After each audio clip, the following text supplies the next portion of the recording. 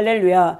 오늘 우리 말씀 사도행전 16장 1절에서부터 15절 말씀, 바울의 순종에 동역하신 성령님의 복음 열매라는 제목으로 여러분들과 함께 은혜를 나누고자 원합니다.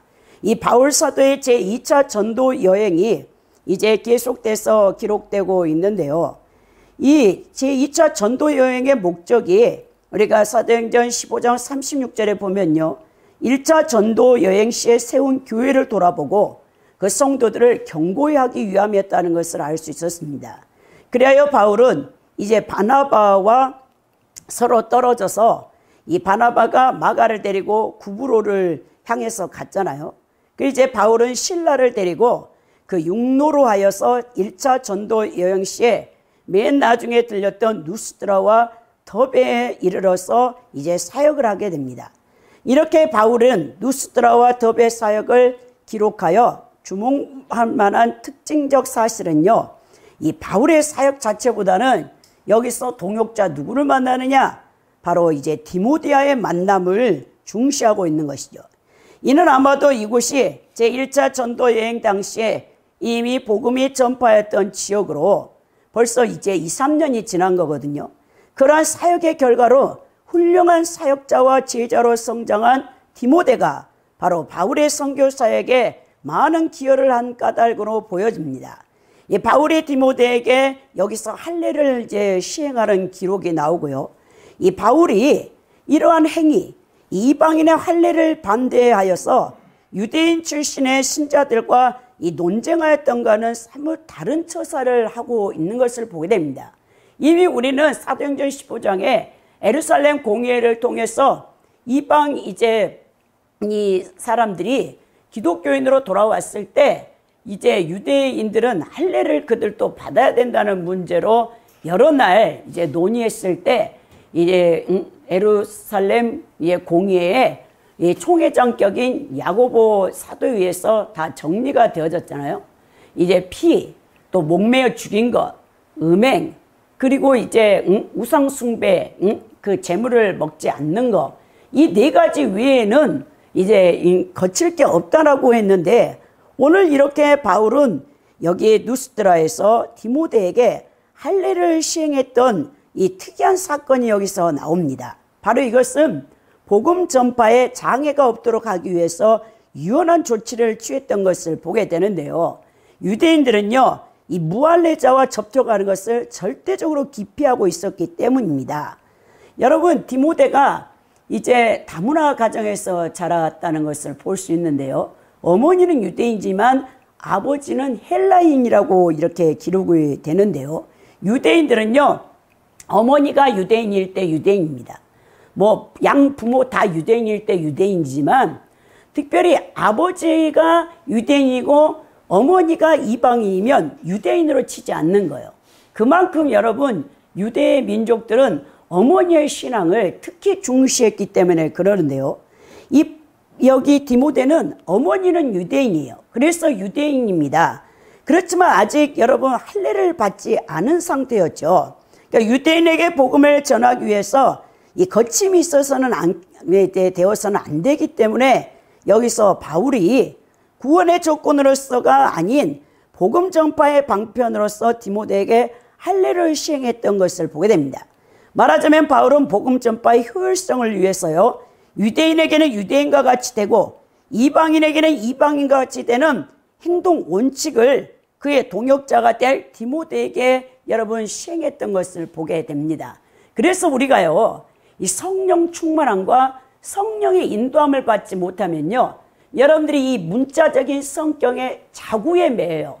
그래서 굉장히 하나님의 사역을 여러분 스스로가 제한시키고 방해할 때가 많은 것을 보게 되는데, 오늘 이런 말씀을 통해서 인간의 순종이 하나님의 동역자가 될 수 있다는 사실을 살펴보면서 여러분들과 함께 세 대지로 말씀을 나누고자 원합니다.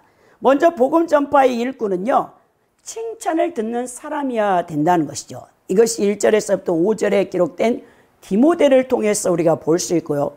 두 번째는 이 복음 전파에 있어서 성령의 이 민감한 음성에 여러분들이 예민하게 귀를 기울이고 인도를 받아야 된다는 사실을 여러분들과 함께 살펴보고요. 더 나아가서 우리 하나님께서는 복음 전파의 열매를 맺는데 계속해서 동역자들을 세우시는 거예요.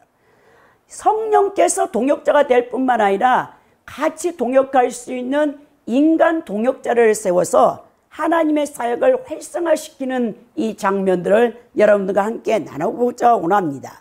먼저 우리가 살펴볼 것은 이 복음 전파의 일꾼으로는요, 칭찬을 듣는 사람이어야 되는데요. 오늘 1절에 보니까 바울이 더베와 누스드라의 이름에 거기 디모데라 하는 제자가 있으니 그의 어머니는 믿는 유대 여자여 아버지는 헬라인이라고 기록되어 있는 것을 보게 됩니다. 이 바울이 더베와 누스드라에서 가장 큰 사역의 열매는요, 디모데라는 제자를 이제 만났고 그가 동역자로 이제 세워진다는 것이죠. 이 바울과의 이 디모데와의 만남, 디모데의 가문에 대해서 소개하고요.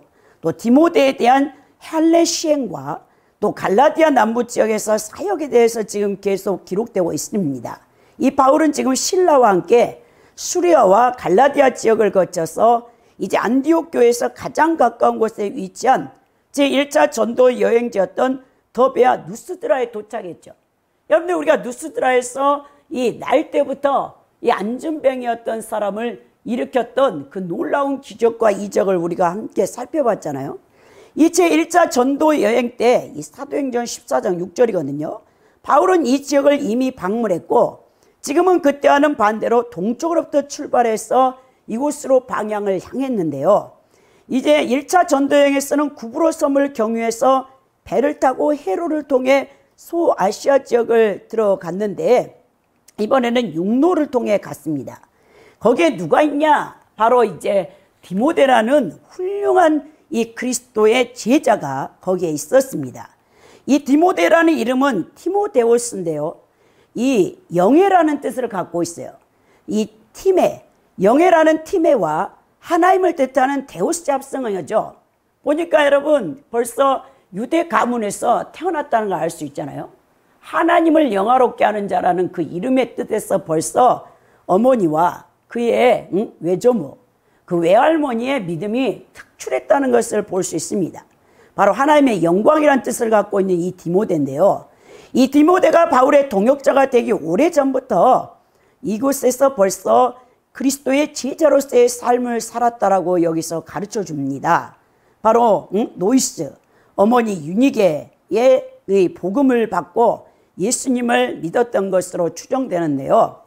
이제 바로 디모데가 바울을 처음 만났을 때는 제1차 전도 여행이었던 바로 2, 3년 전에 이미 만났다는 거예요.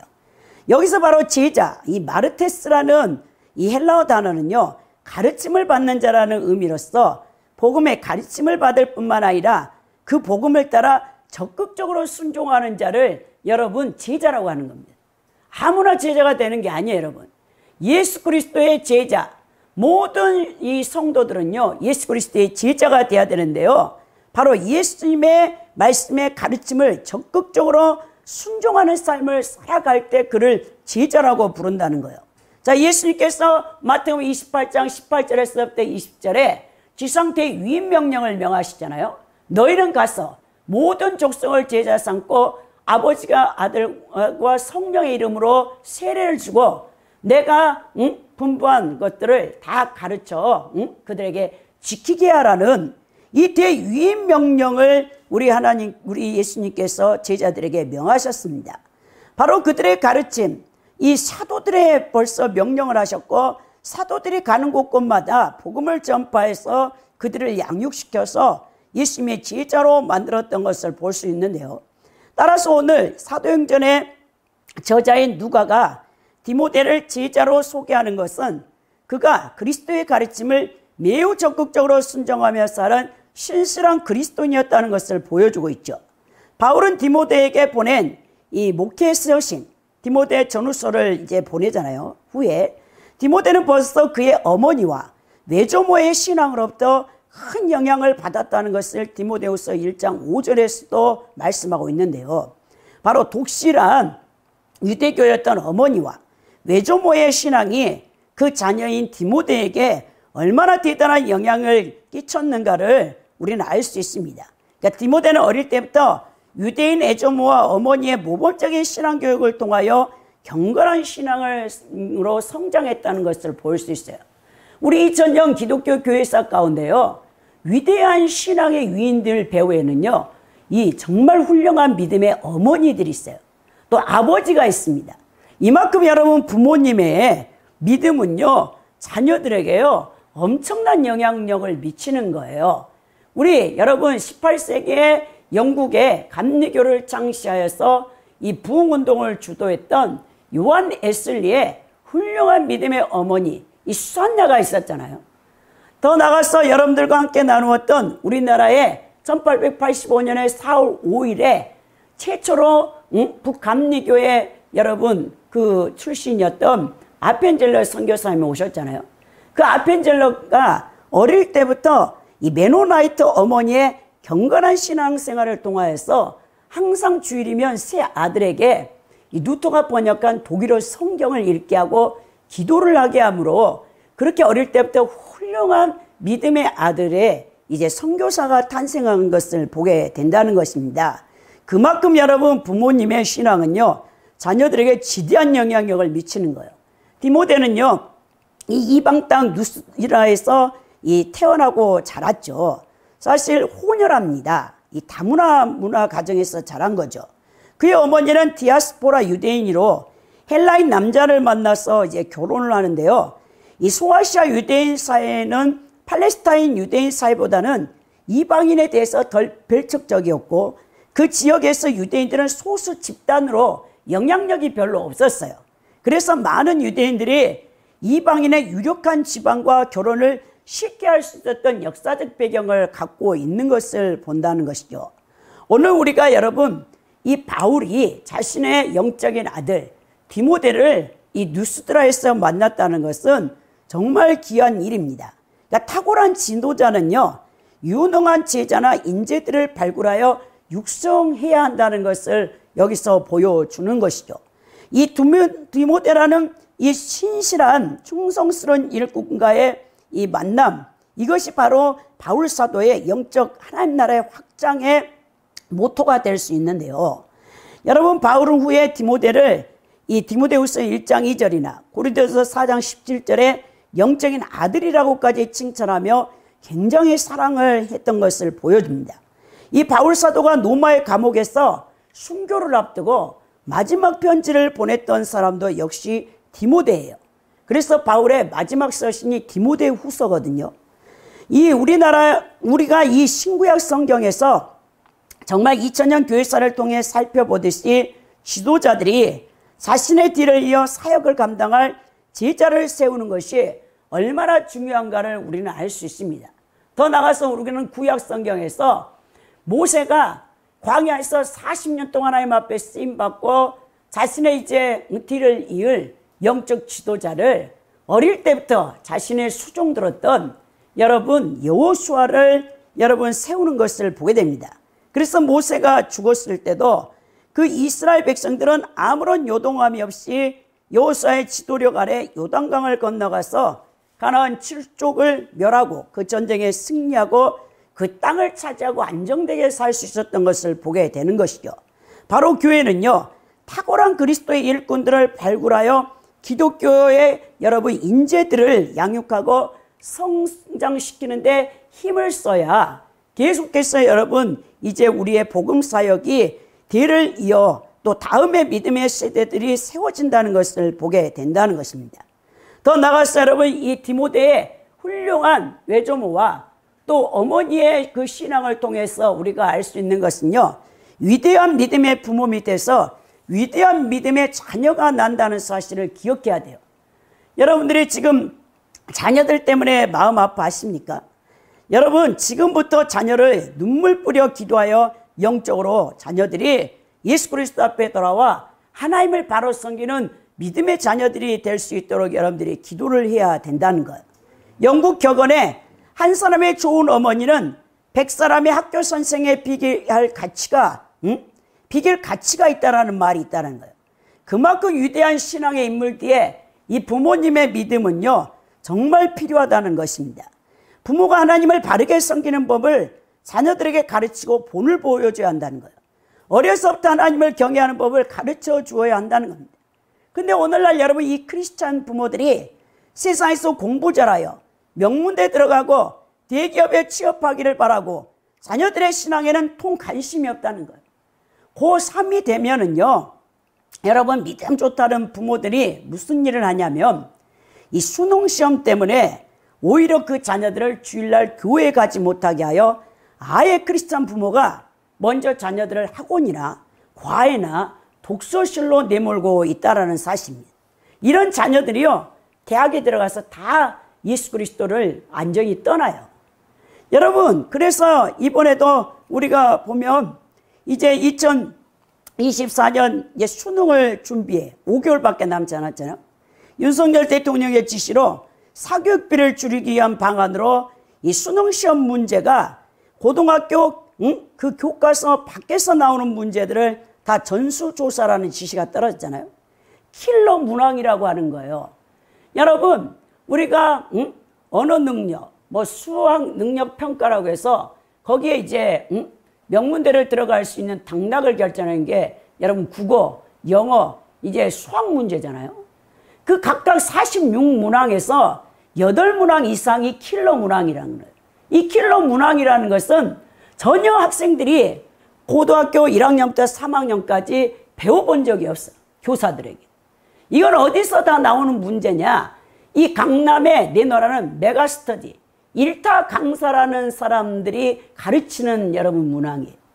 이 킬러 문항 때문에 이 우리나라의 명문대, 여러분 S대, Y대, 여러분 K대를 못 가는 거죠. 그래서 제가 아는 이 10년 됐어요. 제가 아는 여자 집사님 딸이 이화여대 부속 고등학교를 나왔어.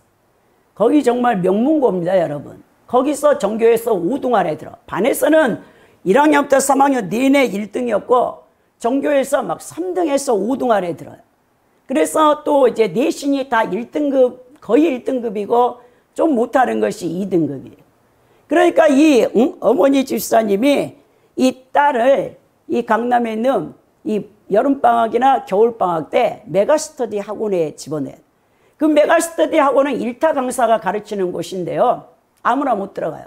거기 또 먼저 시험을 봐서 20번을 잘라요. 50명까지밖에 입실이 안 돼요. 1년에 한 달 동안 기숙사에 합숙을 시키면서 그 킬러 문항을 공부시키는 거죠. 근데 그게 거의 몇백만 원, 거의 1,000만 원 돈이 들어요. 한 달에 여러분 그 기숙사에 들어가서 그 메가스터디 일타 강사들에게 배우려면.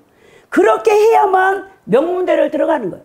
이 집사님 딸이 연대 사학과를 들어가서 이제 수석으로 졸업을 했고, 그리고 이제 이 선생님이 되어져서 김포에 있는 여자 고등학교에 이제 근무하고 있는 것을 보게 되는데, 이런 것들 때문에 크리스찬 부모라 할지라도 자녀들의 여러분 그 영적인 구원과 자녀들의 신앙에 여러분 올인하지 않고 오직 이 세상에서 부귀영화를 누릴 수 있도록 명문대에 들어가야 명문 여러분 대기업에 취업할 수 있기 때문에 그런 일들을 하고 있다는 것을 볼 때 정말 마음이 아프지 않을 수 없다는 거예요. 여러분, 그렇게 세상에서 부귀영화를 다 누리면 뭐합니까? 예수 그리스도를 모르면 지옥에 가는데요. 그래서 우리 자녀들의 여러분 신앙에 대해서 부모님은 반드시 그 책임을 지고 그 자녀들이 바로 예수님을 섬길 수 있도록 여러분들이 자녀를 놓고 기도하고 그들에게 신앙의 본을 보여줘야 된다는 거예요. 오늘 2절에 보면 디모데는 누스드라와 이고니온에 있는 형제들에게 칭찬받는 자라고 했습니다. 칭찬받는 자라는 이 에마르트레이토라는 이 여러분 헬라어 단어가요, 훌륭한 평판을 듣다, 영예로운 증언을 받고 있다라는 뜻이에요. 그러니까 디모데는 꾸준히 이 평판을, 좋은 평판을 얻고 있는데 자기가 살고 있는 누스드라에서만이 아니라 그곳에서 30km 떨어진 이고니온에까지 그의 평판이 자자했다는 거예요. 그만큼 신앙과 인격과 인품이 뛰어난 사람이 바로 디모데입니다. 우리가 초대교회 7집사를 선출할 때도 사도행전 3장에 보면 칭찬받는 자들이라고 했어요. 지혜가 있고 하나님을 뜨겁게 섬기는 믿음이 있는 사람들이고 또 무사람들에게 칭찬을 받는 자를 7 집사로 세웠던 것을 보게 되는데요. 여러분, 교회 지도자는 모림지기 주위 사람들로부터 칭찬을 받고 본이 되는 사람들이어야 된다는 것을 보여준다는 거예요. 3절에 보면 바울이 그를 데리고 떠나고자 할새 그 지역에 있는 유대인으로 말미암아 그를 데려다가 할례를 행하니 이는 그 사람이 그의 아버지는 헬라인인 줄을 다 알미라 했다는 것입니다. 디모데는 호녀라로서 보는 시각에 따라 유대인일 수도 있고 또 헬라인으로 볼 수도 있습니다. 따라서 유대인에게는 유대인같이 되고자 하고 또 율법 없는 이방인에게는 율법 없는 자같이 되고자 했던 이 신념을 바울 사도의 선교의 모토거든요. 고린도서 9장 20절 21절에 말씀하고 있는데, 이러한 태생의 디모데는요 굉장한 도움을 주는 사람이에요. 그를 데려다가 직접 바울이 할례를 했다라고 여기 기록되는데, 바울이 개종자인 디모데에게 굳이 할례를 행한 것은요, 우리가 인간의 또 이 생각으로는 또 여러분 또 예루살렘 공의의 이 규칙, 우리가 그 조항에 의하면 좀 쉽게 납득이 안 되는 이야기잖아요. 바울은 개종한 이방인들에게 할례를 강요하는 유대 출신 신자들을 향해 반대 입장을 보였다는 것을 여러분 다 아실 것입니다. 그리고 고린도서 7장 19절에 할례 받는 것은 아무것도 아니요 할례 받지 아니한 것도 아무것도 아니요 오직 하나님의 계명을 지킬 따름이라라고 이 그리스도인들이 해야 할 분명한 이 지각력을 또 그 행동들을 갖고 있었던 바울이 왜 오늘 직접적으로 디모데에게 할례를 시행했을까요? 그것은 바로 전도 사역 시에 유대인들의 반응을 생각했기 때문이라는 거예요. 당시 유대 사회에서는요, 어머니가 유대인이면 자녀도 유대인으로 인정을 받았어요. 그러나 유대인들은 무할례자에 접촉하는 것을 절대적으로 기피했기 때문에 바울이 앞으로 자신과 함께 사역할 디모데에게 할례를 행한 것은 순전히 유대인들이 복음을 받는 데 있어 거침이 되지 않기 위함이었다는 거예요. 즉 바울은 회심하는 유대주의 껍질을 벗어버린 자였지만 복음을 전파하는데 유대인들에겐 유대인같이 이방인에겐 이방인같이 되기를 주저하지 않았습니다. 자, 유대인들이 보는 앞에서 디모데에게 할례를 행한 것이 바로 그 증거라는 거예요. 이는 그가 유대인들을 복음으로 얻고자 했던 목적을 고린도전서 9장 20절에 갖고 있었던 것을 보게 되는데요. 사실 그런 이방인들은 할례를 받아야만 구원 얻는다고 주장하는 유대인 출신 신자들의 주장이 옳지 않다는 것을 입증하기 위해서 헬라인 자신의 또 제자인 디도에게는 할례를 행하지 않아요. 이게 갈라디아서 2장 30절에 나와 있거든요. 만일 그런 상황에서 디도에게 할례를 주게 되면 그 모든 이방인 개종자들이 구원받은 조건으로 할례를 행하야만 하는 멍에를 벗을 수 없기 때문입니다. 그러나 오늘 이때 디모데에게 형식에 매이지 않고 가장 효과적인 복음 전파 방법을 찾기 위해서 그리스도의 구원 사역을 주장하는 바울의 이 개혁적인 모습을 볼 수 있는 것이에요. 그래서 여러분들이 성령의 인도함을 받지 못하면 이 말씀의 문자 자구에 매어가지고 여러분들이 때로는요 오히려 하나님의 사역을 방해하고 이 거역하며 거침돌을 놓는 자가 될 수 있다는 사실을 이 바울이 이 디모데에게 할례를 행했고 디도에게는 헬라이지만 할례를 행하지 아니하며 이 목회자로 세웠던 것을 여러분들이 배울 점이 있다는 것이죠. 그만큼 성령에 민감하게 여러분들이 반응할 수 있어야 된다는 거예요. 4절에 보면요, 여러 성으로 다녀갈 때 예루살렘에 있는 사도와 장로들이 작정한 규례를 그들에게 주어 지키게 하니, 이 작정한 규례가 뭡니까? 바로 예루살렘 공의에서 목매어 죽인 거, 피채는 먹지 마라, 음행한 거, 우상 숭배의 그 재물을 금하라 했던 그거를 이제 여러분 지키게 했겠죠. 이걸 여러분 도구마타라고 하는데요. 규례가 할례 문제에 대한 예루살렘 공의의 결정사항 4가지 금기사항을 가리키죠. 도구마타라는 이 규례는요, 옳은 것으로 받아들이다, 좋은 것으로 고려되다라는 의미를 지닌 동사 도케오에서 유령한 것으로 칙령 혹은 율법, 규정이라는 뜻을 갖고 있습니다. 본절에서 각 이방 교회들에게 총회에서 이미 결정된 그 사항을 최소 의무 규정으로 이 교리를 갖다가 그들에게 가르쳐 주는 것이죠. 그러면서 바울이 이 이방인 이 교회들 성도들에게 이 복음을 온전히 받아들일 수 있도록, 여기 이곳에서도요, 이 남부 갈라디아 지방에서도요, 굉장히 할례 문제가 여러분 심각한 문제로 지금 여러분 이 부상하고 있었거든요. 교회 안에서 적지 않은 혼란한 이 문제를 뚜렷하게 예루살렘 공의의 사도들의 이 규례를 갖다 정해주면서 이것을 이제 말끔하게 다 정리했던 것을 보게 됩니다. 그러면서 5절에 이에 여러 교회가 믿음이 더 굳건해지고 수가 날마다 늘어간다라고 되어 있습니다. 이 본절에서부터 6절에 이어지는 바울의 성령의 막으심과 마게도냐인 한 상으로 인하여 아시아에서의 전도 활동을 중단하고 여행 진로를 변경하여 유럽 선교 시작의 내용이 지금 이제 기록되는데요. 따라서 본절은 바울의 제2차 전도 여행에 있어서 아시아 사역의 요약이라고 할 수 있어요. 이 바울의 선교에 있어서 아시아 사역과 유럽 사역의 전환점이라고 할 수 있는데, 교회의 믿음과 성도 수의 성장인 것을 주목해 볼 수 있습니다.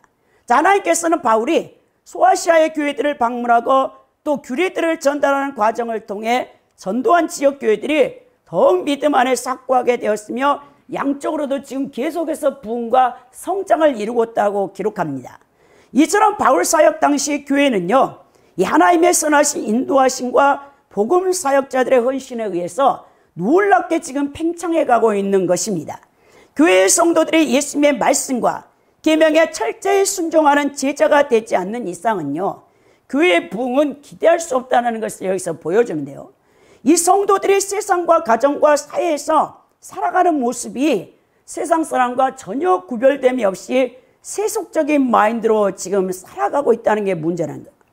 세상 사람들과 똑같이 죄를 범하고 용서와 희생과 손해를 모른다는 거예요.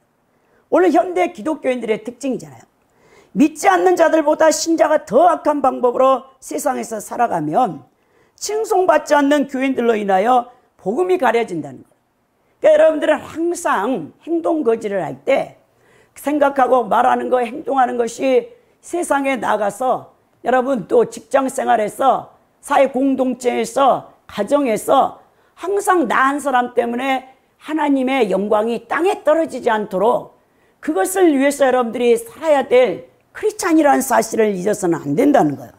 그 마태복음 15장 16절에서 43장 48절에서 성부 하나님께서 예수님 뭐라 합니까? 산상수훈의 마지막에서 우리에게 이 마태복음 5장 16절에 말씀하시기를 너희 착한 행실을 통하여 하늘에 계신 하나님이 영광을 받게 하라는 거예요. 여러분 정말 근데 크리스찬들이 하나님의 영광을 땅에 떨어뜨리는 사람이 너무 많아요. 저는요 예수 그리스도를 이제 온전히 믿고 거듭난 다음에 10년을 직장 생활했거든요. 세상에 나가서. 근데 저는요 예수님의 이 영광을 떨어뜨릴까 봐 얼마나 여러분 제 행동 거지를 조심하고 살았는지 몰라요. 제가 직장 선교회에 이 국세청 직장 선교회에 속해 있었고, 그리고 제가 야간 신학교를 다니고 있었기 때문에 다 알아요.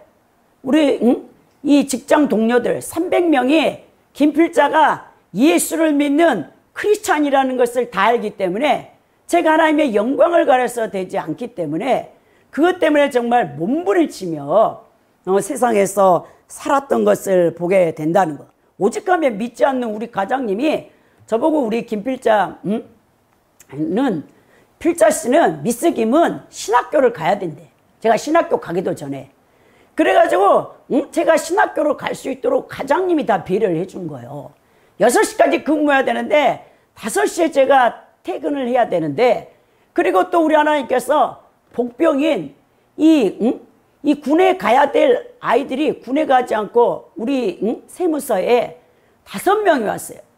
이 청년들은 다 건강해. 근데 굉장히 부잣집 아들들이야. 그래서 부모들이 손을 썼겠잖아요. 다 제가 봤을 때 신체 등급으로 1급일 것 같은데 걔네들이 다 여러분 이제 세무서 공익근무요원같이 그 아이들이 와가지고 미국에서 뭐 버클리를 다니니까 뉴욕대 다 미국의 아이브이 여러분 8개 그 대학에 속해 있는 애들이 왔다니까요. 얼마나 영어도 잘하고 말을 안 들으니까 얘네들을 우리 과장님이 미스김이 다 부려먹으래. 그 제가 5명을 다 부려먹었잖아요. 그러니까 제 일을 다 해주잖아. 그러니까 제가 신학교를 마음껏 다닐 수 있는 거죠. 응? 얘들에게 맡겨놓고 오후에 일찍 퇴근을 해가지고 우리 하나님이 그렇게 하시더라니까. 그러니까 우리가 정말 하나님의 영광 위에 살고자 하면요, 사람도 붙여주고요, 하나님이요 다 하세요. 그러니까 여러분들이 하나님 영광을 가리지 않는 삶을 사는 게 중요하다는 사실을 알아야 됩니다.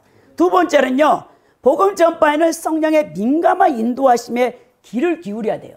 오늘 6절에서 11절에 보니까 바울이 드로아에서 본 마게도냐 환상이 지금 나오거든요. 바울 전도 여행의 진로를 변경하고 있습니다. 바울은요, 계속해서요, 소아시아 지역에서만 복음을 전하려고 했지, 마게도냐, 유럽의 첫 관문인 빌립보에 이렇게 간다는 생각을 하고 있지 못했어요. 그래서 이제 계속해서 하나님이 성령이 친히 막으십니다. 성령이 아시아에서 말씀을 전하지 못하게 한다라는 이 뜻이 있는데요, 콜리덴테스가 쓰였는데 이 원형이 콜리오인데요, 성령께서 바울이 가지 못하도록 반대하고 금지하고 거절한다는 뜻이에요. 그러니까 아시아 사역을 다 막아요. 당시로서는 성령께서 성공적으로 진행되고 있는 이 복음 전파 사역의 진로를 왜 막았는지 이해가 되지 않지만 바울은 성령의 뜻에 결국 순종을 합니다. 이처럼 완전하게 성령께 의지하고 순종한 바울에게 참다운 하나님의 사역자의 자세를 우리가 볼 수 있는데요, 더불어 바울의 전도 여행의 놀라운 성과는요, 모두 성령의 능력으로 되어졌다는 것을 우리는 깨닫게 됩니다. 자, 바울이 유럽으로 발걸음을 옮겨 유럽 복음화를 시키는 것이 그 자신이나 예루살렘 교회의 선교 전략과 정책에 의한 결과가 아니라 오직 성령의 주권적인 역사에 의해 이루어진 결과임을 여기서 밝혀주는데요, 이는 오늘날 선교사가 선교 지역을 택하는 문제뿐만 아니라 교회가 어떤 결정함에 있어서도 태도를 어떻게 지녀야 되는가를 좋은 본보기를 지금 보여주고 있는 것인데요. 자, 바울은 예초 2차 전도 여행 지역을 제1차 전도했던 곳으로만 계획을 했어요. 이 사건을 통해서 인간의 계획이 성령의 강권하심을 통해 언제나 변경될 수 있다는 것을 잘 보여주죠. 그래서 우리가 잠언서 16장 9절에도 사람이 마음으로 계획할지라도 그 발걸음을 인도하신 자는 여호와시라는 거예요. 오늘 여러분, 그들이 부르기아와 갈라디아 땅으로 지금 가고 있는 거, 계속 지금 소아시아를 가죠.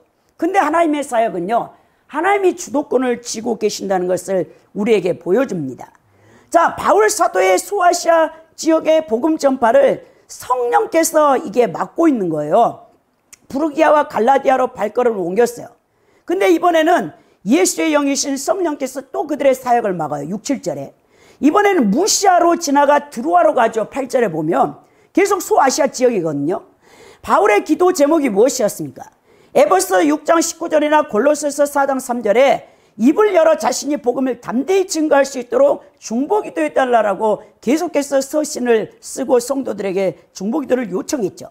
그렇지만 하나님의 이 사역의 주도권은요, 하나님께서 가지고 계신다는 걸 볼 수 있는데요, 때로는 인간의 열심이 하나님의 사역을 방해하는 도구가 될 수 있다는 것을 여기서 보여주죠. 그래서 성령의 음성에 민감하게 귀를 기울여야 됩니다. 하나님께서 가라고 하면 가고, 하나님께서 멈추라 하면 멈춰야 되는 거예요. 자기 멋대로 하나님의 사역을 계획하고 실행하는 것이 아니라는 거예요. 사실은 인간의 특심으로 인해서 아무리 열심을 내보지만 열매 없는 사역은요, 우리의 사역을 지치게 하고요, 고통만 줍니다.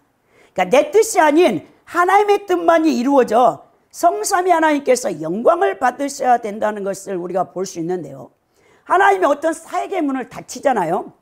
그러면 다른 사역의 문이 열릴 때까지 여러분들은 민감하게 기도하면서 이 영적인 캐치력이 뛰어나야 된다는 거예요. 오늘 7절에 보니까 무시아 베리로 비두아니아로 가고자 했을 때 예수의 영이 허락지 않는다. 여기서 허락지 않는다라는 이 뜻은요, 하나님께서 그의 백성이 자신들의 능력으로 감당할 수 없는 시험에 빠지는 것을 허락지 않는다라는 고린도서 10장 13절이나 예수께서 사단에게 침묵을 명하는 누가복음 4장 41절에도 같은 이 단어가 쓰이는데요, 바로 이 용례 속에서 우리는 하나님의 금지에는 하나님의 섭리가 내포되어 있다는 것을 보게 됩니다. 여러분, 한계를 갖는 인간의 생각으로는 미처 헤아릴 수 없으나 하나님의 이 금지 명령, 하나님께서 여러분 막으시면요 더 이상 거기를 가서는 안 돼요. 그 사역을 해서는 안 됩니다. 멈춰야 돼요. 왜냐하면 하나님은 우리의 전체 인생을 다 보고 계세요. 우리는 피조물이어서 시공간의 제약을 받고 있어요. 과거, 현재, 미래, 우리는 이게 시간의 개념을 나누잖아요. 근데 우리 하나님이 영원히 현존, 현재의 현재. 여러분들이 이 땅에 태어난 날, 이 모태의 태에서 태어난 날부터 죽는 날까지 여러분 이 시편 139편에 보면 다윗은요 주의 이 책에 다 기록되어 있다는 거예요. 여러분 마음대로 죽는 거 아니에요. 죽는 날도 하나님께서 다 기록되어 있습니다. 또 그들이 무시아를 지나 드루아로 내려갔는데 여기서 또 여러분 하나님이 성령이 막으시는 거예요. 여러분 이 무시아 서쪽 경계선에 그들이 도착했어요. 왜? 비두니아로 가고자 했거든요. 근데 하나님의 뜻이 바울을 막았으므로 그는 남쪽으로 난 길을 통하여 무시아를 지나 드루아로 진로를 바꾸려고 한 거예요. 이 트루아다라는 소아시아 유명한 도시인데요. 우리가 이제 고대 여러분 이 시인이 호머시에 등장하는 고대 도시 트로이에서 16km 떨어진 이 연안의 항구 도시거든요. 이곳은 마게도냐와 그리스 및 소아시아를 연결시키는 중요한 항구입니다. 바울의 3차 전도 여행 때도 이곳이 사도행전 20장 5절에서 여기서 방문을 하게 되는데 본절에서 바울 일행이 아시아에서 유럽으로 가는 하나의 관문인 드루아에 도착하였다는 것은 성령께서 바울을 유럽 지역의 복음화를 위한 도구로 쓰시고자 했다는 사실을 보여주죠. 바로 여기 드루아에서 하나님께서 환상을 지금 이제 바울에게 보여줍니다. 9절에 보면 밤에 환상이 바울에게 보이니 마게도냐 사람 하나가 서서 그에게 청하여 이르되 마게도냐를 건너와서 우리를 도우라거늘 하는 거예요. 야, 밤중에 여러분 환상이 이제 나오는 거죠. 열리는 거예요. 이 사건이 일어날 때 바울 일행이 드루아에 내려간 바로 그날 밤이에요. 그날 밤에 한 환상이 바울에게 보였죠. 이 기도하고 있을 때 이 환상이라는 호라마는 이 호라오라는 동사에서 보다라는 뜻을 갖고 있는데요. 이 신약 성경에서 총 12번이 쓰였습니다. 그 중에 마태복음 17장 9절을 제하고는 다 사도행전에서 이 호라마라는 이 뜻이 환상, 보다라는 초자연적인 계시와 관련돼서 쓰인 것을 보게 되는데요. 즉 성경에서 환상은 하나님의 뜻을 알리기 위한 하나님의 계시의 수단으로 여러분 이제 쓰였습니다. 이 마게도냐를 건너서 한 남자가 나와서 막 손짓을 하면서 막 애걸복걸하는 거예요. 울부짖는다라는 이 언어가 있거든요. 이리와 건너와서 우리를 도우라라는 거죠. 이 마게도냐는 소아시아의 서쪽인 드루아에서 에게에 건너 위치한 발칸반도 지역을 가리키며 지구를 6대주로 구분할 때 유럽에 속해 있습니다. 따라서 이 환상은요 유럽으로 건너와서 복음을 전해달라는 한 사람의 울부짖는 이 모습이죠. 바로 이 영적 갈급함 속에 살고 있는 복음의 빛이 없는 흑암 속에 살고 있는 마게도냐 사람을 상징한다고 볼 수 있는데요. 이 마게도냐 사람이 나에게 복음을 전하라 하지 않고 우리에게 복음을 전해달라고 지금 말하고 있죠. 그러니까 이 마게도냐의 그 사람들의 심령을 여기서 반영하는데 여기서 도우라라는 보에데손의 원형 보에데오는요 울부짖는 소리로 그들이 울부짖으면서 달려오라 속히 우리에게 달려오라는 뜻이죠.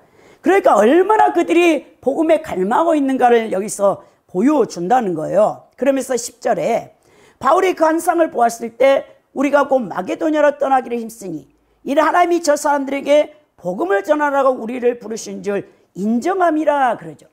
여러분 사실 하나님의 계시, 환상을 본다든지 꿈을 통해서 여러분들이 이 계시가요 중요하긴 중요해.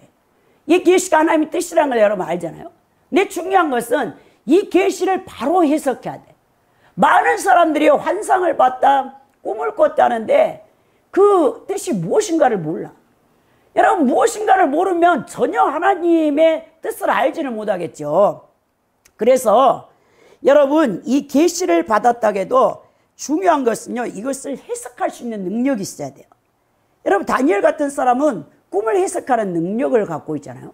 바로 하나님의 인사이트, 통찰력을 갖고 있다는데, 여기서 이들이 그 마게도니아 환상 가운데 나온 남자가 와서 손짓하며 우리를 와서 도우라 했던 이것이 그들에게 와서 복음을 전하라고 우리를 부르신 줄 인정함이라라고 이 계시를 해석한 거예요. 우리를 부르신 줄 인정함이라라는 신비바조라는 이 헬라어 단어가요, 신은요 함께라는 뜻이고 비바조는 위에 올라타다라는 뜻이에요. 그러니까 이것이 함께 결합하다, 함께 짜맞추어 한 몸을 이루다라는 이 뜻을 갖고 있거든요. 바울 일행이 마게도냐 사람의 환상을 하나님께서 자신들에게 그곳에가 복음을 전하는 뜻으로 주신 것을 인정했다라는 것을 그들이 바로 이성을 결합시켜서 이 계시를 해석했다는 뜻입니다. 즉 바울 사도는 자신의 의지를 주님의 뜻과 결합시켰다는 거예요. 곧 주님의 뜻을 인정하는 자세요, 순종하는 바로 자세입니다. 그래서 신약의 노보트슨이라는 성경학자는요, 인간의 이성은 환상이 하나님께부터 온 것인지 아닌지를 결정해 주며 그 계시가 우리에게 의미하는 바가 무엇인가를 발견하게 하며 우리가 그 계시를 이해했을 때 그 계시에 순종해야 된다는 것을 알게 해준다는 거예요. 여러분들이 하나님 앞에 어떤 환상, 어떤 계시, 어떤 꿈을 꿔서, 근데 여러분 영몽일 때는요 계속 잊혀지지가 않아. 마귀가 주는 그 악몽은요 여러분들을 시달리게 하고 고통스럽게 하지만, 특별하게 여러분들이 어떤 꿈을 꿨는데 그 꿈이 계속 어떤 연이어서 2번, 3번을 꾼다든지, 아니면 너무나 그 뚜렷한 계시가 있거든요. 이거 하나님 앞에 온 거예요. 근데 이 계시를 여러분들의 이성을 통해서 분별을 하고 그것을 해석해서 자신의 의지와 결합시켜서 그것이 행동으로 나아갈 때 이것이 온전한 하나님 앞에 순종이 된다는 사실을 여러분들이 알아야 된다는 거예요. 환상의 최종 해석은요, 그것을 받는 인간의 건전한 이성에 있다는 것, 그 환상이 이성을 통해 수납되었을 때 그 환상에 일치하게 행동해야 된다는 걸 말해줍니다. 사도 바울 일행은요, 마게도니아인 환상을 하나님이 당신의 뜻을 자신에게 드러내신 것으로 결론을 짓고 즉시 배를 타고 마게도냐로 향해서 갔다는 것을 볼 수 있다는 거예요. 제가 처음에 성령을 받았을 때요, 너무 성령 충만한데 내 이성이 그것을 분별을 못 하겠더라고요. 그래가지고 내일부터 이제 장마가 엄청 온댔잖아요. 막 비바람이 치는 장마가 엄청 오는 날이었어요. 제가 너무 성령 충만해가지고 한강에 이제 운동을 하러 나갔는데 막 그 잠수대교가 막 물이 차가지고 넘실넘실 하는데, 제가 너무 막 이게 성령 충만하는데, 여러분 그때 갑자기 무슨 생각이 드냐면, 야 베드로가 밤중에 이렇게 건너갔잖아요. 그 호수를, 게네사렛 호수가에 가다가 풍랑이 막 이는데 갑자기 저기서 그냥 우정 같은 사람이 나타나는 거예요. 그랬더니 얼마나 베드로가 여러분 이 다일절입니까? 그래가지고 예수님이 딱 있으니까 주님이시는 나보고 걸어오라 하잖아요. 그러니까 제가요 저 한강을 내가 걸을 수 있겠다 이런 생각이 들더라고.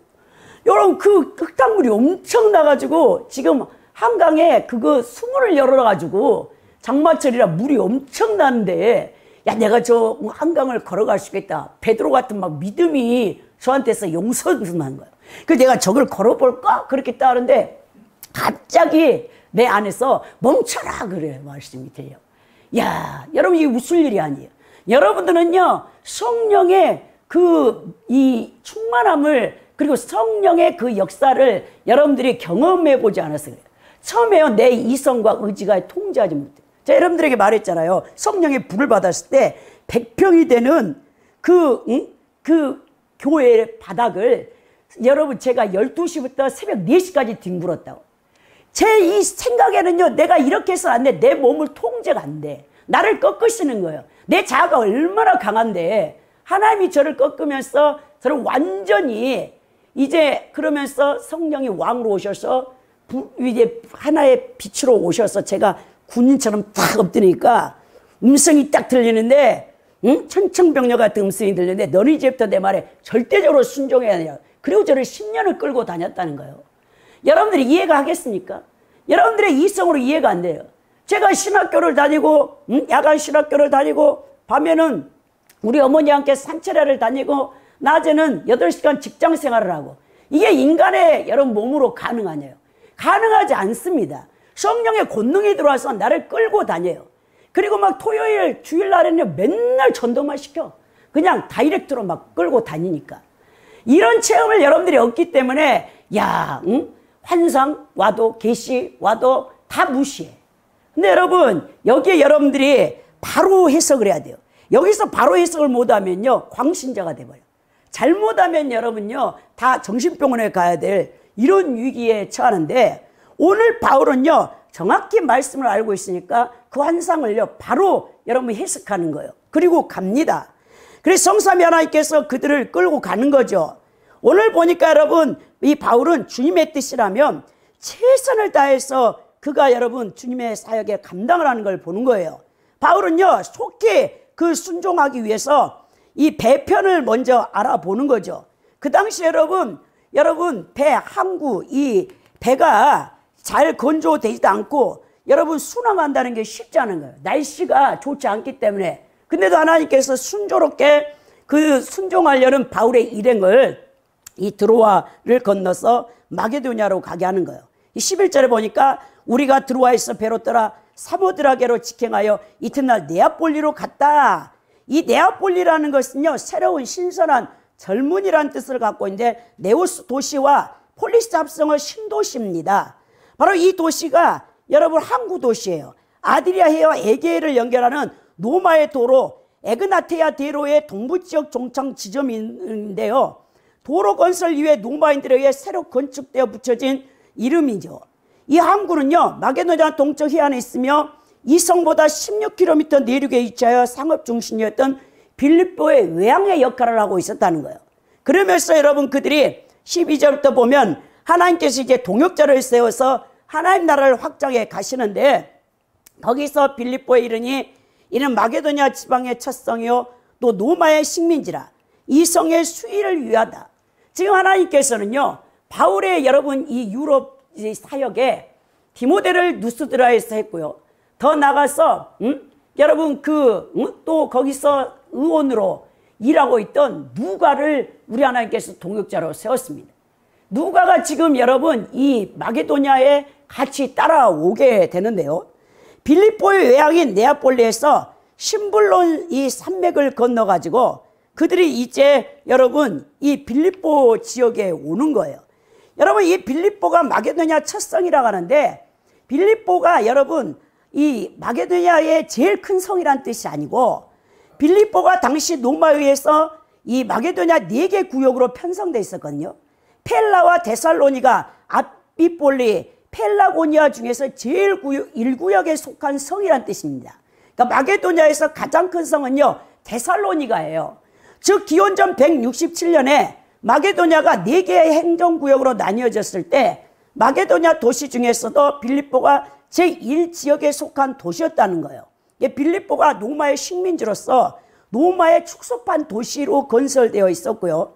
옥타비누스 황제가 주전 42년에 여러분 브루투스와의 전쟁에서 승리하였고 빌립보 성을 특별한 도시로 재편을 했습니다. 그리고 그 도시민들에게 각종 형벌로부터 면제를 주었고 특권을 부여했어요. 특히 억울한 일을 당했을 때 빌립보에 사는 사람들은 로마 황제에게까지 호소할 수 있는 특권을 부여했고요. 로마 군인들이 퇴역을 하면 그 빌립보 지역에 농장을 하사해가지고 거기서 여생을 살 수 있도록 아주 로마의 축소판으로 새롭게 여러분 재건된 이 도시가 바로 빌립보였습니다. 13절에 보니까 안식일에 우리가 기도할 곳이 있을까요? 문밖 강가에 나가 거기 앉아 모인 여자들에게 말을 했다. 바울은요 안식일에 되었을 때 해당을 찾아갔죠. 사도행전 13장 5절을 봐도 이런 빌립보 지방에는 해당이 없는 관계로 바울은요 기도처를 찾고 있었어요. 이 빌립보 지방에 해당이 없는 이유는요 유대인이 거의 없거나 이제 그 빌립보시 당국이 승인되지 않는 종교 행위를 금지했기 때문으로 보는데요. 여기서 기도처는요 해당이 없는 경우에 야외나 강가, 바닷가 근처에서 기도 장소를 마련했던 유대인들의 간섭에서 나온 것입니다. 여러분 유대인 해당이 세워지려면요 유대인 남자가 적어도 10명은 있어야 돼요. 근데 빌립보에 해당이 없다는 것은 빌립보 성에 유대인 남자 10명이 없다는 사실을 우리가 알 수 있겠죠. 유대 여인들과 하나님을 경외하는 이방 여인들이 안식일에 정기적으로 이 기도처에서 기도 모임을 가졌을 것으로 보게 되는데, 오늘 이제 바울 사도의 일행들이 안식일날 기도처를 찾았을 때 그곳에 이제 여인들이 있었어요. 거기 앉아 모인 여자들에게 바울이 복음을 증거합니다. 몇 시간 동안 복음을 증거할 때 그때 그 여자들 가운데 가장 성령께서 강하게 마음의 문을 열었던 여자가 이 누디아라는 자주장사, 옷감장사가 있었어요. 그 여자의 마음을 하나님께서 여는 거죠. 여기서 봤을 때도 여러분, 하나님의 일을 하기 위해서 우리 성도들이나 주의 종들이 요구되는 가장 준비해야 할 자세가 뭐냐면 기도예요. 기도 없이는요, 여러분, 성령과 함께 일을 하지 못합니다. 여러분, 우리가 누군가에게 복음을 전파하고 영혼을 구원하려고 하는 것도요, 그 영혼을 위해서 여러분 기도하지 않으면 절대로 여러분 복음을 전파할 수 없어요. 그러니까 사람은 그저 하나님께서 하시는 일에 사용되는 도구일 뿐이라는 거죠. 그럼 여러분들이 누군가를 전도하기 앞서 기도하는 것은 가장 큰 준비입니다. 기도는 나를 통해 하나님께서 일하시도록 나를 내어드리는 과정이죠. 성령이 나를 도구로 사용할 수 있도록 내 영혼력을 하나님께 내어놓고 옛사람의 자아를 완전히 포기하는 자기 부인의 기도가 먼저 드려져야 되고요. 상대방을 잡고 있는 악한 영을 대적하는 중보기도와 함께 그 영혼을 대신해서 여러분들이 해결을 해야 그 영혼이 복음을 전했을 때 그 복음을 받아들일 수 있는 거죠. 오늘 14절에 보니까 이 두어드리아시에 있는 자색 옷감 장사로서 하나님을 섬기는 누디아라는 한 여자가 말을 듣고 있을 때 주께서 그의 마음을 열어 바울의 말을 따르게 했다라고 하는 거예요. 이 여인은요, 아직 예수님을 인격적으로 만난 여자는 아니에요. 그러니까 유대인으로 있겠죠, 이 여자가. 그러니까 사도행전 10장의 고넬료 수준으로 보면 되겠습니다. 고넬료가 로마의 백부장이지만 경건한 자로 여러분 늘 기도하고 구제에 힘썼던 사람이잖아요. 여기서 공경했다라는 세모바이는요, 여러분 신적 존재에게 예배하며 숭배하는 종교적 차원에서 의미해요. 그러니까 누디아는 하나님을 예배하며 섬기는 여인이었어요. 유대교회에 속했겠죠. 누디아는 유대교에 깊은 관심을 가지고 있었으나 그 율법을 따라 하나님을 섬기기는 하나 완전히 개종한 자는 아닌 사람으로 고넬료와 좀 비슷하다고 볼 수 있는 여인입니다. 주께서 그 마음을 열어서 바울의 말을 따르겠다라는 것은요, 이 그리스도에 대한 신앙을 갖게 하는데 하나님의 말씀이 첫째는 들어가야 돼요. 둘째는 그 들은 말씀을 깨닫고 그가 수용을 해야 됩니다. 자, 하나님께서 누디아의 마음을 열어주니 바울의 복음이 생명이 되어진 것이죠. 이 열다라는 원형 디아노이고는요, 철저히 열어 젖히다, 닫혀 있는 문을 활짝 열다라는 뜻을 갖고 있는데요, 이 누디아의 마음을 성령이 열어서 바울이 전한 복음을 완전히 받아들이게 한 거예요. 15절에 보니까 그와 그 집이 다 세례를 받고 우리에게 청하이르되 만일 나를 주 믿는 자로 알거든 내 집에 들어와 유하라 하고 강권하여 머물게 하니라. 자, 하나님을 공경하던 여인 누디아는 바울의 가르침을 통해서 예수 그리스도를 알게 되었고요, 그분을 구주로 영접하였습니다. 이와 같은 사실을 어떻게 알 수 있죠?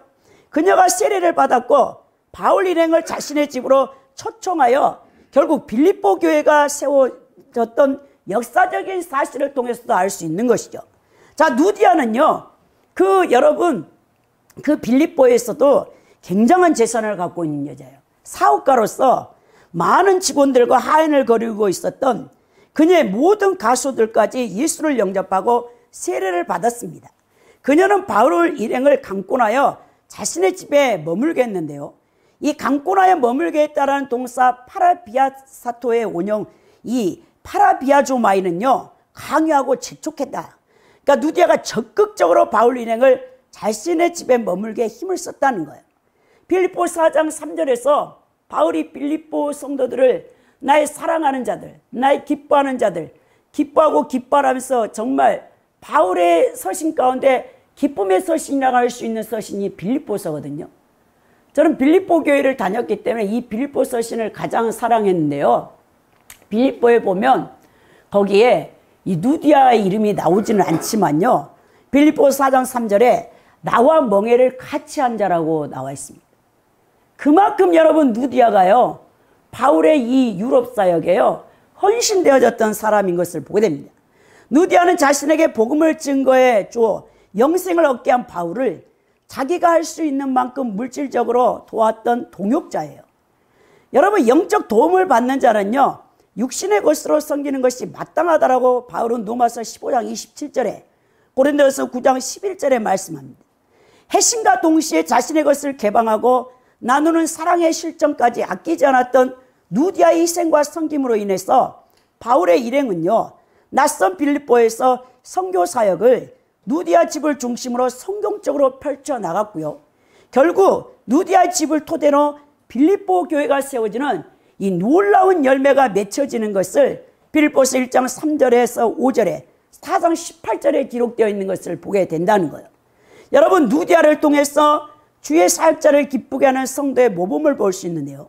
성도의 모범을 보여준 사람이 바로 누디아입니다.